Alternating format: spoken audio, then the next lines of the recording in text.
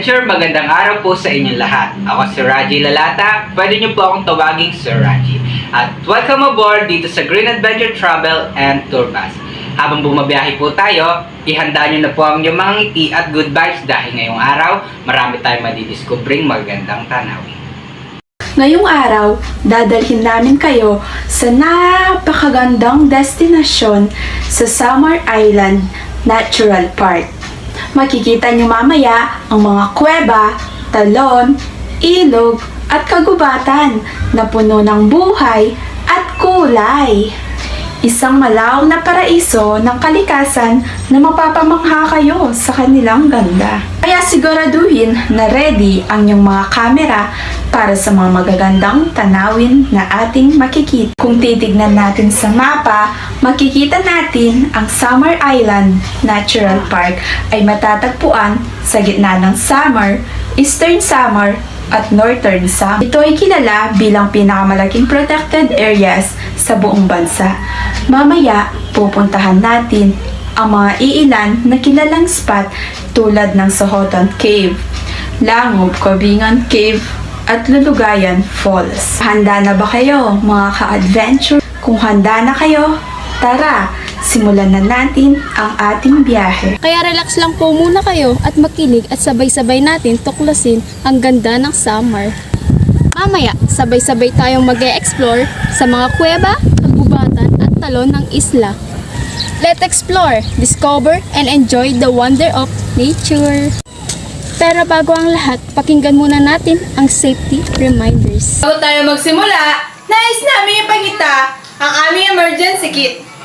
May laman itong band-aid, gamot,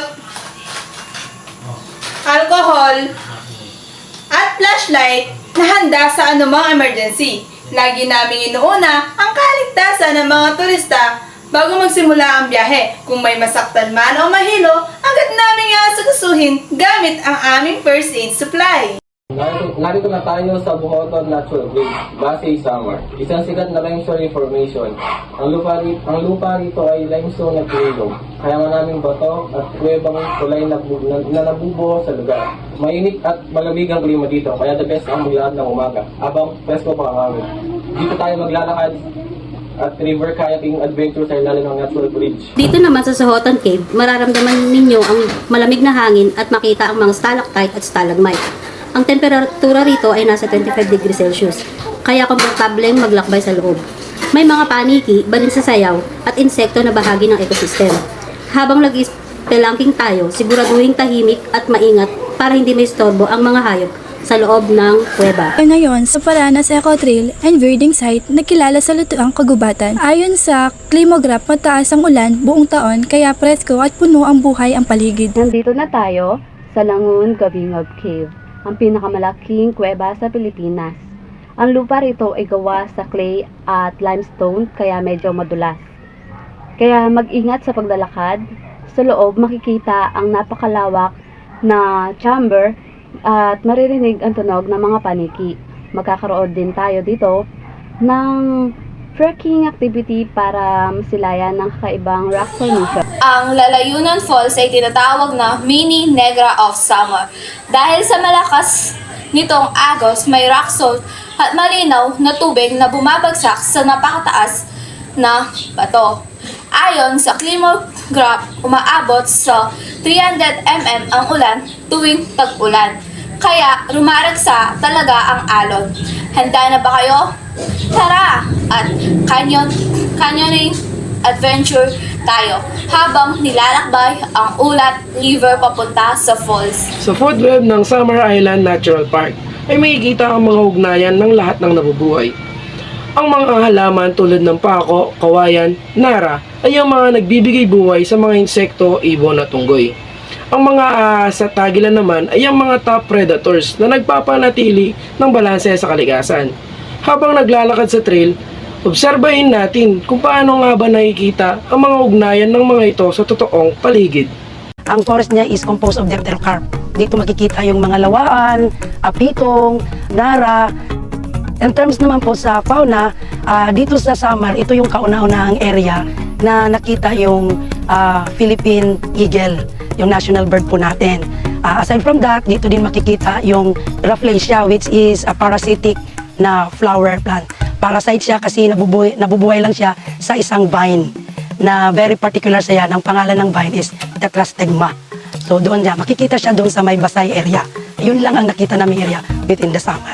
Aside from that, nandito yung mga hornbills, yung tarik-tik hornbills na ang ano niyan is Samarenses. Ang kanyang scientific is Penelopedes samarenses. So usually pag may Samarenses kasi, kikita mo lang siya dito sa area. Meron kaming Bisayan broadbill, narito din yung mga iba't ibang raptors kagaya ng serpent eagle, mga buzzards, nandoon.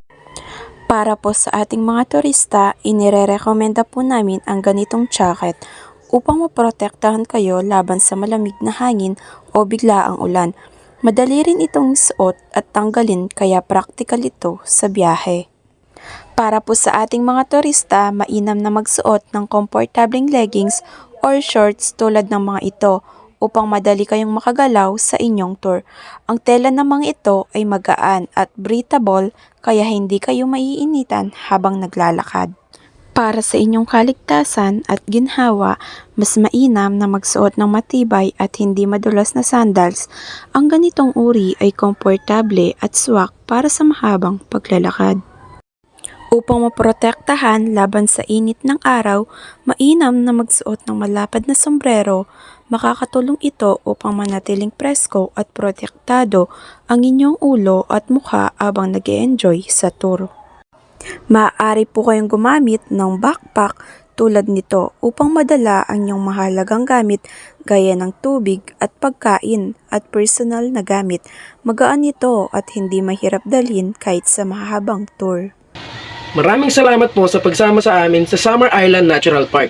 Naway na-enjoy nyo po ang ating hiking, kayaking, caving at syempre ang canyoneering experience.